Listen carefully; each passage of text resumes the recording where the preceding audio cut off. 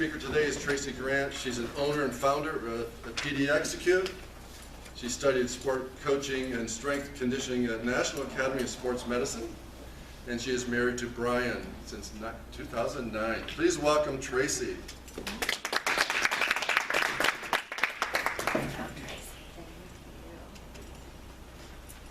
Thanks for packing the house today, guys. You all got your $50 checks in the mail from me, I'm assuming. Like Dan said, my name is Tracey Grant. I am founder of PD Execute. He gave you a little bit of about me, so I'll run through it really quick.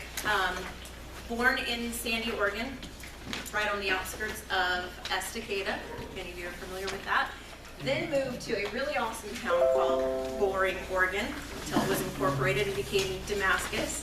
Now live in Vancouver, and I just hit the tipping point where I'm now kind of upset. I don't know what to call myself, Oregonian, Washingtonian, because I'm now over half of my life in the Vancouver area, Vantucky. My husband's name is Brian Grant. The real Brian Grant, since we're going to talk about NBA today. If you're familiar with the Blazers, it gets us amazing discounts in the Portland area until we show up, and my husband's 5'9" and Caucasian and not 6'9" and African American. That's a fun little treat. We have 3 teen boys. They are 18, 14, and 13, and we just added a 10-week-old puppy. Pray for me. Or the dog. Yeah, the dog. If divorce didn't kill me twice, I'm also a cancer, stroke, and cardiac seizure survivor, all within the last decade. Strong, independent, if you want to be on my good list, I'm a lover of wine, the outdoors, and dark chocolate, and pretty much anything in that order, in that realm. 20 years, I just hit that mark of, ooh, I sound so old and ancient, because now I get to say that I've had 20 years of personal and professional development. I started off in the grocery chain management world at the age of 18, so you can do the math. I then became a marketing director and the vendor relations specialist for Zupan's Markets. Super fun job. Moved a little bit higher up into the corporate world and became the sales trainer for Nike for a few years. Got really burnt out on the corporate side and said, oh, I really love people and relationships, and I have a counseling spirit, I'm a giant empath. Maybe the corporate thing isn't for me. So as a single mom of 3 young children, I went back to school and got a kinesiology and biomechanics degree. My goal was to become a physical therapist, and of course, like anything else, they changed the program halfway through, and now I can only be an assistant, not a physical therapist. And 8 years of school didn't sound really exciting to me, since I'd already done 6. So I was like, no. So I took that and put it into personal training, 7 years. Kind of got tired of the corporate scene in that. Opened my own gym with some friends, and still love it. I was a sports kid. It's where my adrenaline got, left after a bad day at work, and I loved every minute of it, but took some time off to raise babies and do all the things. And then, crazy enough, insurance was actually what led me back to the corporate world by doing business development again for a friend of mine who owned an insurance agency. So a little bit of background so you guys kind of all understand from full circle where it came from. In the insurance world, of course, I deal primarily now with businesses. So the business development portion kind of snuck in from my earlier days, and instead of talking about insurance, we were talking about business development.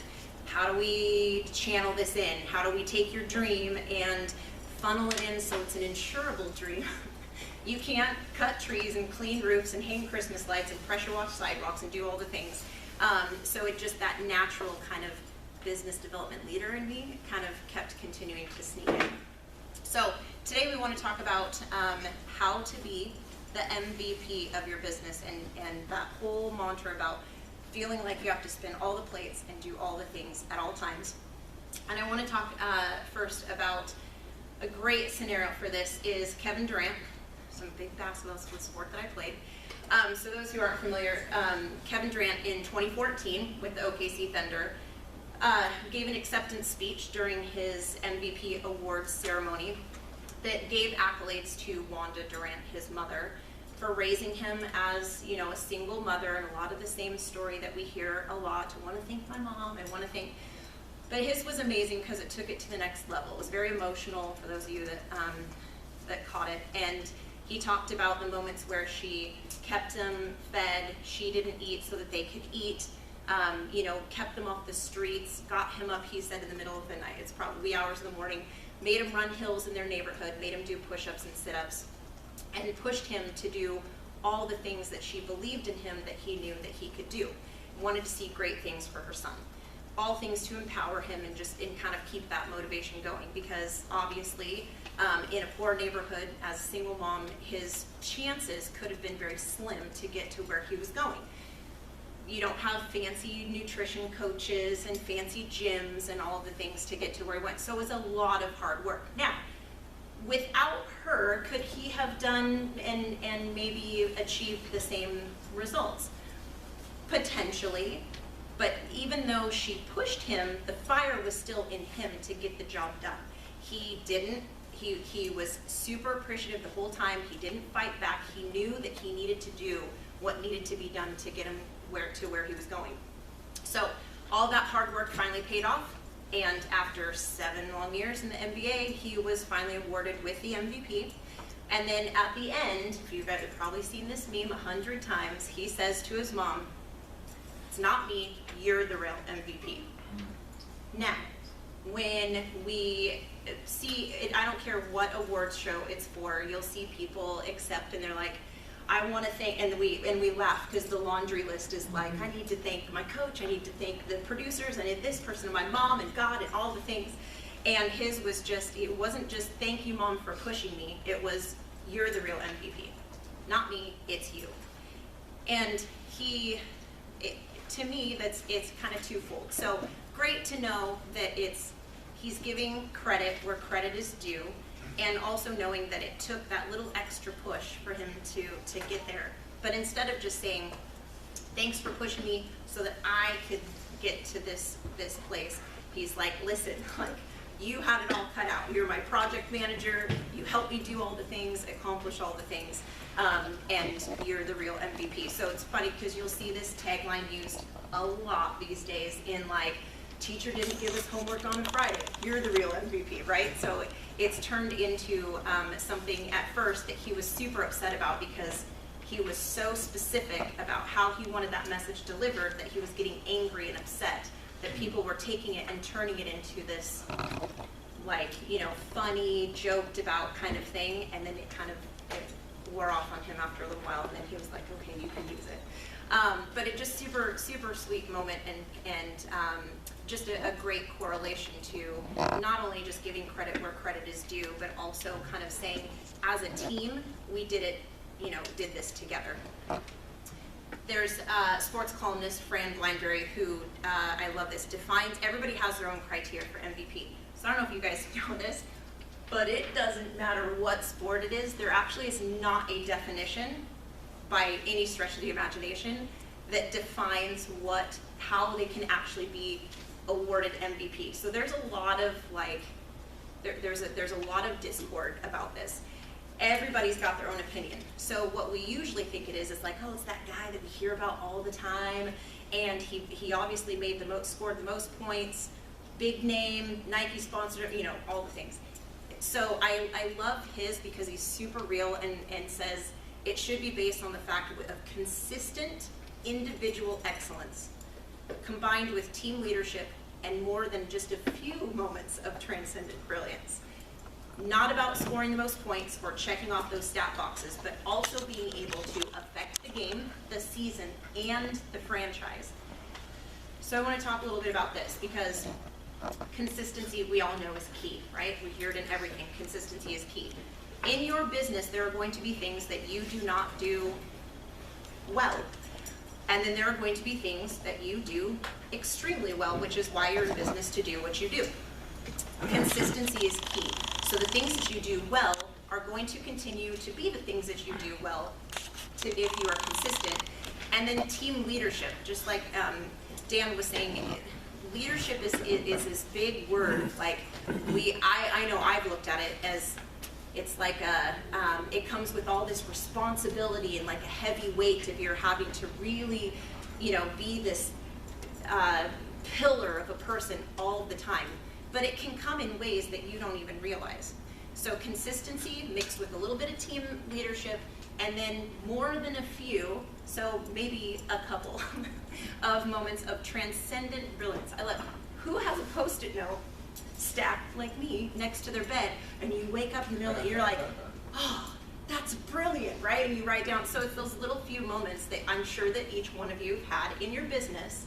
That's that transcendent brilliance moment where it was just this little light bulb went on and you're feeling really good about your business and an idea.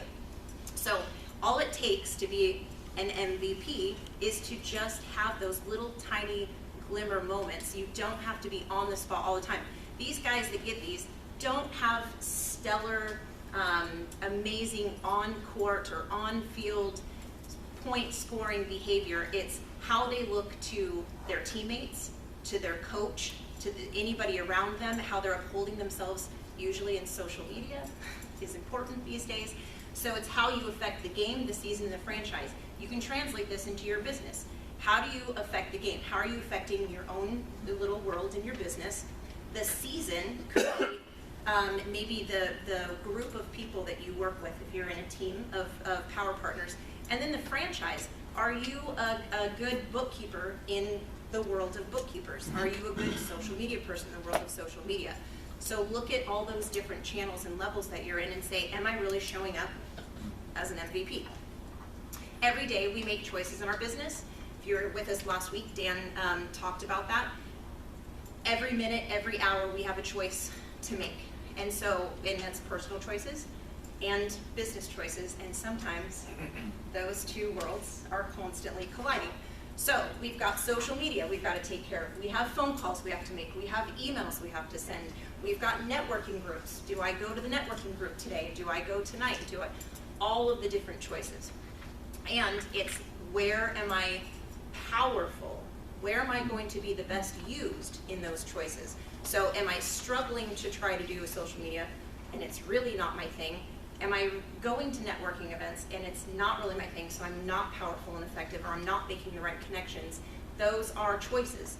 So as we start the new year, we need to look at, where are we MVP and RIP? So a dream, this is a T-Money quote for the day. A dream is just a goal needing an executable plan. So you can have the most wild dream. I don't care if it's to buy a villa in the middle of Italy. But a dream is a goal that just needs an executable plan. So how do we get there?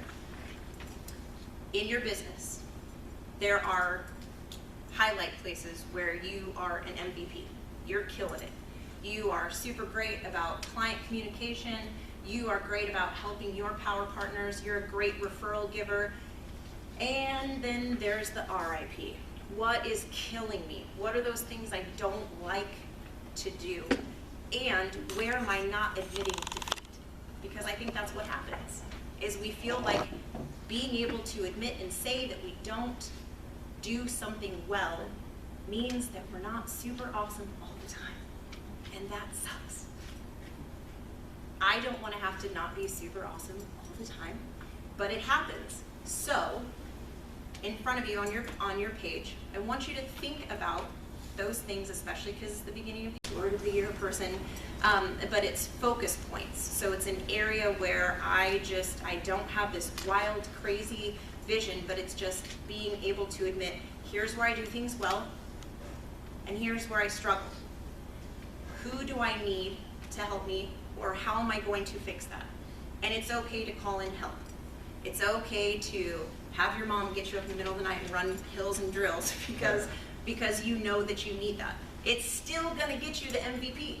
It will still get you an award. You will still be the MVP of your business, but sometimes being able to kind of put up the white flag and say, I struggle in this area, is what we need in order to grow. So there's got to be a growth point where you finally say to yourself, oh, I can either continue to struggle through this, or I can bring in someone to come alongside me and help in those areas that I need. And it doesn't mean financial connection to them. Sometimes it's someone, could be someone in this room that's like, hey, I need help in this, you need help in this, let's swap. Maybe it's a trade, maybe it's a group, maybe whatever your business is, you can get into if you're in the health realm, you get into a group of other health professionals and you talk about it. And you just get completely transparent and you say, where are you struggling? And I guarantee you somebody has the exact same problem and they've probably got a fantastic solution to take care of it.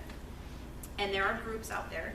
We all know there's a ton of online groups and that you can be a part of, and email threads and the whole thing, but there's something powerful about getting together in a one-on-one or a one-on-10, whatever that connection looks like, and just being able to be real. And beyond like a mastermind, how are we going to give referrals to each other, but a mastermind in what's something that you need help with in your business and how can I help you? And I think it just, the culture needs to start shifting as small business owners. And we need to be able to kind of come alongside and say, it's not going to be forever, but maybe there's an area where I can, for the moment, offer suggestion, come alongside, figure out what that looks like, and then know that you feel good about that you came alongside someone to make them better. They grow, you grow, because usually intrinsically you help someone else. What happens? You learn a little bit something about yourself that you didn't already know. Teachers know more about their subject because they're teaching it. If you have no platform to get, you've got all these crazy cool ideas up there. If you don't have anywhere for those to go, it's just stagnant, right? So one of the things instead of, because coming from the personal training standpoint, really despise resolutions, because even the root word is resolute, right? So it's like you're going to do something and then it's going to come to an end. So there should be something kind of ever going, and even like a word. So if you have a word for the year, it's a great focus, but it's like, then what? The next year you pick the next word. So what happened to the word before? If your word of the year is courage, does your courage go away the next year?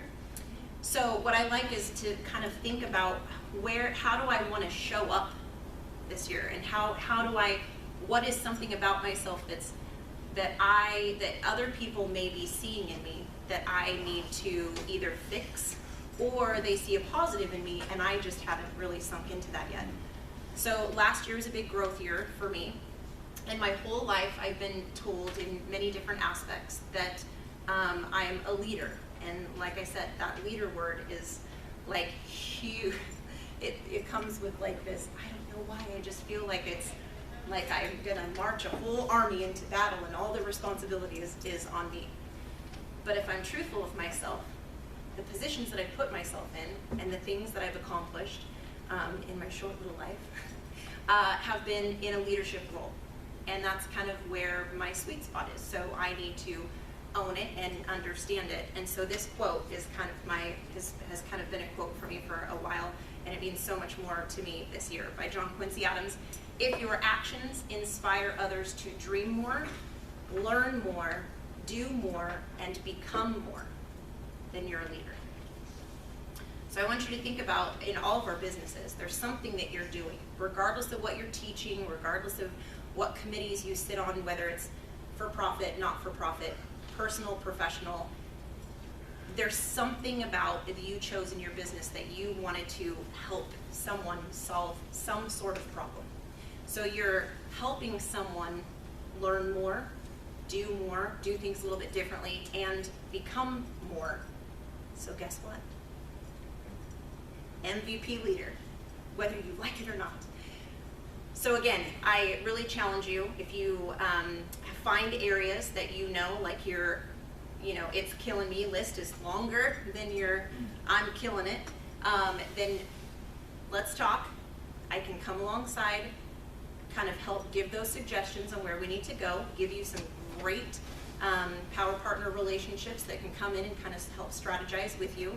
And I want you to feel powerful, like you are the MVP of your business. There's going to be moments where we falter and we fail and we struggle a little bit, but we've got to get back up, run the hill, do the push-ups, do the sit-ups, everything that we need to do to get that award. And don't be afraid to ask for help to do it, because it does not take anything away from you. You still are the MVP. Nobody can run your business without you.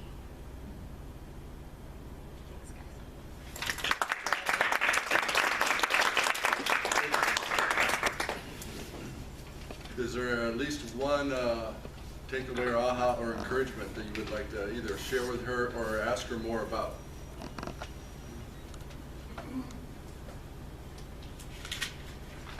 It's often a space that I find most people live in where we don't know what questions to ask. How would you speak to that? How would you speak to finding the questions? To ask, so meaning like where those moments of weakness in your business, like to find those out, or just so you don't know what you don't know. yes, Right. Line I use a lot. Yes, we don't know what we don't know. We don't know what we don't know. So how do you find the what you don't know so that you know how to formulate the questions to help move you further along? So second set of eyes. So that's my tagline: second set of eyes to strategize. Right. So it needs either myself or a coach, a power partner that you know of that's a safe place for you to come in and say, here's, to literally work that with you and say, here's where I find you're great, and here's where, but it's got to be an open, honest opinion so that somebody can really kind of help shine the light on where you're struggling. And sometimes we know a little, you're right, a little bit about where we're struggling, but those been complete to other things that just kind of highlight. So usually once we kind of start the process, other things kind of follow through. But it's part of what I do, is to sit down and say, okay, let me help figure out, you're great here, and then we don't seem to be great over here, and maybe it's not. And it's being able to accept truth and love too is huge. That's huge. My other thought to that is a little bit is just to say, yes, I am good in this area, and accept it. Yeah. I mean, how many times do we don't even want to look in the mirror in the morning and go, that hair just doesn't look good today. Well, I have a lot less to like or dislike, but But I think I had to come to the realization a few years ago, it's like, I am good at different things and it was hard for me to admit, because I always thought in my previous younger years that I wasn't good enough. And but I am. And I feel good about it. And my first thought was, I thought I was bragging and being cocky. Right. And no, I'm confident I'm good in this area, and I'm good with that. And that's why you do what you do. Yeah. Because you're the MVP of what you do. Yeah. Yeah. And see, that's unusual for me to say too, but it's not anymore. That's my past. Right. But it's not now. I know, I've had it. My one thing, and your comment that you were talking about killing it, and that maybe if you're is killing you is bigger, and you do have what you're killing it. My thought was I want to focus more on what I'm killing instead of what's killing me, and just work stronger on that, and then get really strong in that, and then work on the other ones if I need to. Is that what you thought? Or would you go the other way? No, because what happens is typically when we see, we're like, oh, and I'm struggling to do this thing, this thing, this thing, all those choices that we're making, right? And we typically will kind of shy away from the things that we're not doing well, but we still feel like we're losing a lot of ground and losing traction in the ways that and I don't want to do this, and I really hate answering emails, and I don't want to make that phone call, and I don't want to close that sale. So if there are things that constantly have that negative attention, then it's drawing all of our energy away from the things that we do positively. And just like negative reviews, who goes on social media and writes positive stuff? It's very slim. To the negative is first and foremost, right? So that's what's always in our head. So if we have all these things that now we've identified as our negative, and let's fix those issues so that you can focus, whether it's giving it to someone else or learning how to do it better. It makes you better at the things that you're already good at. So yeah, so then it might be, it's a straight fix, and now you have a solution. Yes. And then you move on. And then, yep, which empowers more of Yeah. the good side. Yep. Thank you.